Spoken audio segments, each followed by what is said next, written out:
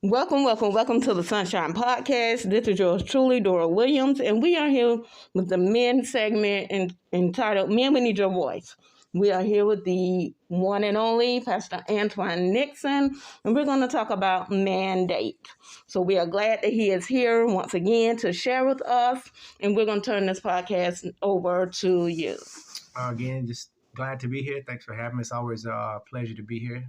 On today, I did want to bring to you what I would call a new mandate. And the inspiration behind it is from Psalms 51:10, where David says, "Create me a clean heart, O God, and renew a right spirit within me." And that had a lot to do with the space where David was at that time, at that particular place. And sometimes we as men, we could definitely be hard on ourselves. The world is naturally already kind of hard on us. But what do you do when you have like really no one to turn to, and you're really feeling convicted by something that you've done? And you can't just go to someone. Well, then you got to start over. And so the mandate for me was to start over. And so as women, they'll have a girls' night out, or they'll just go out to eat, by themselves, which I recommend. You don't got to always go out with somebody. But as men, we don't normally do that. We don't set time aside to kind of take care of the necessities because we're so busy trying to take care of everything else, family and all these types of things. But so for me, David had a mandate, which is not, a mandate itself in one word is, a principle thing. But he had a date with himself. And I say as a man, we need to get back to ourselves. And you got to know where to start from. And so in that particular scripture, he says, create me a clean heart. Whereas we often put the attributes on the way we think, but intellect comes from your heart. So I got to start there. Notice that he said, he started with his heart, create a clean heart in me, then I can do right. Whereas we thinking it's all in our head, but it's really all up in your heart. Wow. Jesus said that all these thoughts come up out of our heart and then proceed out the mouth. So it's not necessarily what's in our brain. Whatever's in your thought actually derived from what's in your heart. Evil thoughts, all type of malicious things. So imagine if you just put some good things in there, and got some structure, and so I think that's where we need to start at. We're waking out about things that we don't necessarily have to be because of certain pressures that's on us. But sometimes you cause it on yourself. And you need to internalize some of the things. I think that's what David did. He internalized what he did by sleeping with that woman. But yet and still, that wasn't the end for him. And the world will just cast you away at one particular fault, especially a person in leadership and things like that. And it's hard to, usually leaders don't have nobody to go to. They don't really have that because everyone is coming to them. Right. And so you have to start over. So I just want to tell the men, it's okay to start over. If you made a mistake, start over. And then start from a good place, which is start from a good heart. And ask God to start over, put some good thoughts there, some good things about yourself, because the world is going to beat you down and beat you up about that. But start from there, because if you can get a clean heart, then the renewing of a right spirit is a right way of thinking. Now I can go in a direct path. So, I just want to encourage the men to say, you know what, I messed up, admit your faults and say, okay, I want to start over. But you got to know how you're starting over and where you're starting from. So getting a good place to start from is start from the foundation. I messed up. Now let me see how I can right the ship. Wow, that's good. That's good. When you were saying about it's hard for men to have like a guys' night or get together, why is that, and how can you break that?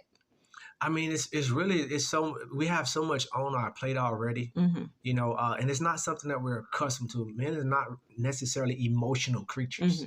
So like male bonding, that's not something that you hear a lot in our circle. Like, hey, we need to bond, But here's the thing: it's necessary, but we don't talk about it. Right. So for women, it's simple. It comes naturally to say, hey, let's get together. Let's have a movie night. Men don't do that. We barely get together to have a game night, right. But it's not really helping us mentally. And so we got to have outlets. That's why I think we see a lot of men who are, having stressful times, high suicidal rate, because men don't naturally have an outlet, and we internalize things so much, and we put so much pressure on ourselves, and it's natural. Even if you go back to the beginning, when God said that you was going to sweat from your brow, did we know what that meant? You're going to work, right? And you're going to go through it. But we need to make sure that we have an outlet, and if we're the one that caused the issue, I just want them to know, like, okay, don't beat yourself up so much. Right. You know, I'm taking from my personal experience back in like 2018, where I was really just going through a lot mentally, and I wasn't talking to anyone. I'm pastoring a church, getting to work, getting to church every Sunday. Got to give a message, but at the same time, I just felt myself going down, simply because I didn't feel like I was enough. You know, I wasn't doing a great job of these types of things, but nobody knew that because I wasn't talking to anybody.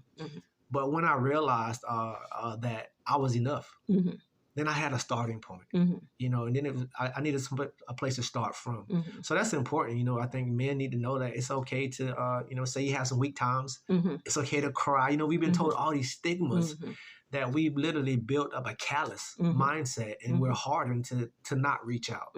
And that's something I want to break. You said, how do we break those cycles? Well, you got to break a callous mind, like a hard, callous ground. Right. You have to break that soil and allow something to be planted. Like, there's people that want to help us, but our soil so hard and our heart so hard that we won't let nothing in. And so we just constantly internalize that, which adds more of a stress and burden on it. I just think we need to break that cycle. Right. And usually when you're told as a kid, especially like from a father to a young boy, men don't cry, you know, pick yourself up. And it's like, you don't know what you're planting in that child and what you're raising and how he's going to harden up and say, well, I can't reach out. That same child may kill himself down the road simply because he didn't know how to reach out to his help. Right. And so we could have the help within an environment, but we don't know how to reach out to that environment because I think we need to be shown how to be emotional. Right. You know, we have to be taught that. You know, I came up in a household with a lot of women, grandmothers, great-grandmothers, and things like that. So I do have an emotional side that I can detach from the man side and make sure I tap into that. But that's something I got to be conscious of. And I have to make sure that I do that and allow, you know, certain things to happen. Right. You know, otherwise I'll just continue on myself, just being a man and not really allowing that side to come in. Because that's like a debrief for us. Right. When we could take some time away. You know, we do need to get away sometime. Even Jesus did it. Right. He would leave the multitudes and he would go up into a mountain to pray to get to himself. You know, but I think we do it sometimes for the wrong reason. We would go and isolate ourselves and have negative thoughts. When we have to replace those thoughts. That's good. That's good. And I guess you just answered all my questions, because I was going to ask, how do you get leaders? Because you're talking about leaders. A lot of leaders don't have anyone to go to. And that has been on my heart for the past month or so. You know, there's so many leaders hurting, you know, and commit suicide, like you said, you know, giving up because they don't have it. Now that they've helped so many people and now they don't have anybody. So how do you get them to receive the help that does come? Well, David gave it to us. That's the start. You got to start from within. We don't really necessarily need the people that we think we need. Right. We just got to know where the starting point is at. Usually we're putting too much pressure on ourselves. So it's a conscious thing, meaning David had to kind of open up to what he did, accept what happened, which is to accept what is, now get help. So in his case, it was, okay, I know I messed up, but I'm a king and I still got a kingdom to govern and run. He cannot stay in that mental space and be a great king for the kingdom. What he has to do is admit what happened and then go somewhere else to where he can get into some pure thoughts. And you can't always expect people to do that for you. Right. He had this ability to do that himself. So we got to go to God. Notice he asked God to do this, meaning he probably had reached out to other people that could not do it. Right. And people had turned their back on him, you know, and that's a lot that happens with leaders. You know, when you fall off the mantle, you know, and because people will lift you up beyond the measure that you can even stand on, and you don't even ask for that. Right. That's, you know, good. And then so when you mess up, you know, they just berate you. It's like, I think as leaders, we go through the same thing in a similar way, but lesser that Jesus did. It was Hosanna one day, it was crucified the next one. And that can almost make you crazy. Right. Because it's the same people. You know, the same people that say they love you, they hate you. But then God said, but I need you to lead them. That's enough to make you psycho. And so you have to internalize, and I think you have to get away, you know, and get to a safe space. And the safest space you got is within your own heart, within your own mind, to come up with these thoughts. So I believe David started to internalize it and say, yeah, I messed up. But let me go back to the person that can actually make this right. So we have this word called information, right? So information is simply knowledge. But if you break the word down, information, it means structure. And so what David was looking for, he didn't need no more opinions. He needed structure. My Lord. So once he got structure, now he says, okay, now I can run the kingdom. Now you don't care about what they got to say because you say, okay, I don't put all that past behind me. I don't put my mistakes behind me. So even if they come to you in front of you with what you've done, you've put it in the past. Right. I don't care if you put it in the past. You know, if I put it away and God has put it away, I can start over from there. And so we need to know that it's okay, like you messed up, but start over. Get to a place where you can have some structure because other men need you. Other leaders need us. And they need to see us fail and falter, but they also need to see us get up. You know, and that's very important. And I just want to encourage those to know that it's okay. You know, that if you've had some kind of mental issues and all these things, but you can climb out of that rabbit hole, you know, so you can get up out of it. And this is important because we're placed as leaders to lead people. Right. But where are we leading them? You know, when we're going through it, because we go through a lot, we're dealing with everybody else's problems. And usually we're the last ones to deal with our own problem. Right. So I believe in a bit of unselfish selfishness, which is I have to put me first. For me to be the best version, for you to help you, I have to be a little bit selfish about myself and the things that I need. And you have to be able to say no sometimes. Right. You can't do everything for everybody, and that puts on, you know, undue pressure upon yourself. And so it's just getting in a conscious mindset of like, okay, where do I sit at with this particular problem and this problem, and how do I get to a neutral place in life? You know, I think that's what David was trying to get to. Is like I need to get to a space where I can go back and be who I was. But he could not start from where he was at. Right. He had to go back and say, okay, there was a time when I thought better, when I felt better, when I did better. And it starts with a clean heart, which is clean slate. Yeah. Start over. This is good. I really hope that this is helping someone out there. Rely on with the scripture he said, Psalms 51:10. This example with the scripture can really help you to understand the importance of mandate. Like you said, admit and know that you're still needed regardless of what you've done. You know, it's not the end, you know, because you've done something. Oh, it's the end. You can't do anything else. You still have purpose, and God still has need of you. And the main thing is to heal.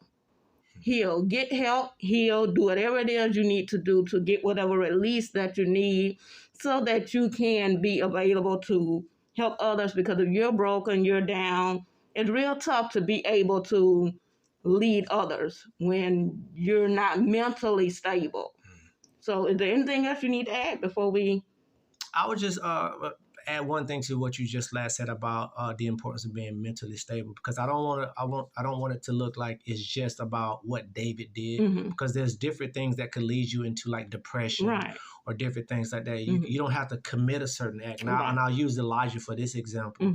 You know, one moment, you know, he's had a great relationship and talked to God and called down fire from heaven and destroyed all these prophets. And the next moment he's running from Ahab and Jezebel, you know, and he gets to this place, to this cave where he's looking for God and he's feeling depressed. And some people, theologians, think that he was experiencing a bit of depression or suicidal thoughts because he thought he was the only one out there. God, there ain't nobody out there but me. And sometimes we isolate ourselves because we don't really see any other help. And so we just feel like we're underappreciated and all these things because we don't see anything happening. You go through seasons where you're up and there's seasons where it's dry sometimes. And so in Elijah's case, it was more so he felt like his life was in danger. And he went from this great figure to someone running. And that's a mental thing. Right. You know, he had lost his confidence. And so sometimes it's just a simple thing of you losing your confidence. But yet and still, you can still go back to David's farm and say, Lord, I need to get rid of this type of thing out of my heart. Why am I thinking like this about myself? Why do I have low self-esteem now? I remember when I used to be up so high and I used to go out, I was an outgoing person and all those things. So we need to go back to that time where we was at, tap into that when you were that, and then start from there. That's the same thing. You know, you just go back to what you were. Sometimes we just let some of the things in life get in the way, you know, that can cause us to have these mental breakdowns. But as you say, you know, we need each other. You know, and the better we are as leaders, the better those that we lead, you know, would be. And so they're counting on us, but I just want to say it's important that you count on you. Right. You know what I'm saying? Like you need to make sure that I make sure I count on me. I make sure I count on me. Before I expect anybody else to count on me or do for me, I do for me. Right. You know, and that was important. That was like my turnaround, is to make sure I'm there for me every morning, every day that I get up. I have to be there for me. Because if I'm not there for me, how can I be there for my family? Right. How can I be there for others? So we need to be a little bit selfish about ourselves as men and say, okay, let me, you know, go out myself and let me do this. Let me do some things that's fulfilling for me, because we're always fulfilling everybody else's wishes, because that's what we naturally do. But you do need to take some time to yourself, you know, so you can kind of gather yourself. Right. So you heard it from Pastor Antwon Nixon. This was good. Be there for yourself. Show up for yourself. Love on you. And continue to put yourself first, men of God. Men in general, men around the world. You are wanted, you are needed, and you can bounce back and come out of whatever state that you're in and end with the victory. I hope it's been a blessing to you. So, and until next time, be blessed.